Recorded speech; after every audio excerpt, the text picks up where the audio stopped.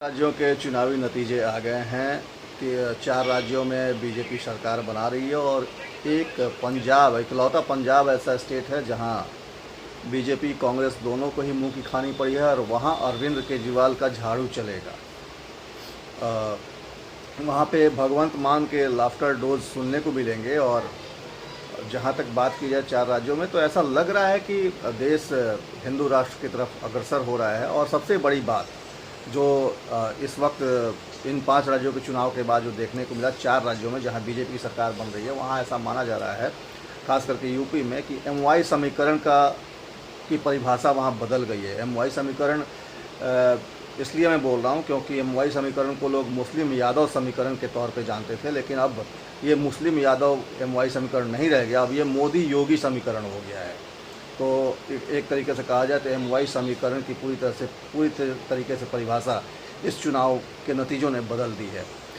और सबसे बड़ी बात कि अब आगे आने वाले दिनों में 4 राज्यों में डबल इंजन की सरकार होगी। देखना होगा कि विकास की गति क्या होती है।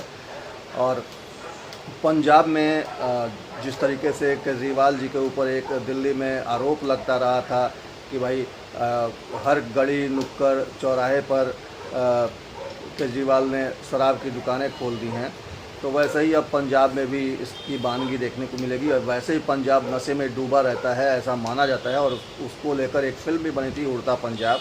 तो कई लोग सोशल मीडिया पे ये भी कह रहे हैं कि अब पंजाब उड़ता पंजाब के नाम से जाना जाएगा। तो खैर ये सब बातें देखने वाली होंगी, लेकिन ये तय हो गया है कि अब एमवाई समीकरण, जो कि बिहार में काफ़ी पॉपुलर था मुस्लिम यादव समीकरण के तौर पे, लालू यादव ने इस चीज़ को काफ़ी हद तक भुनाया भी था, काफ़ी लंबा शासनकाल भी रहा लालू यादव का, 15 साल इसी समीकरण के बदौलत वो बिहार की सत्ता में काबिज रहे। लेकिन अब इस समीकरण की परिभाषा मोदी और योगी ने मिलकर बदल दी है। अब देखना होगा कि आगे आने वाले दिनों में यह एमवाई समीकरण और क्या रंग दिखाता है, क्योंकि माना जाता है कि उत्तर प्रदेश की राजनीति से ही देश की राजनीति डिसाइड होती है। 2024 के चुनाव की वानगी माना जा रहा था इस चुनाव को, और उसका सेमीफाइनल भी माना जा रहा था।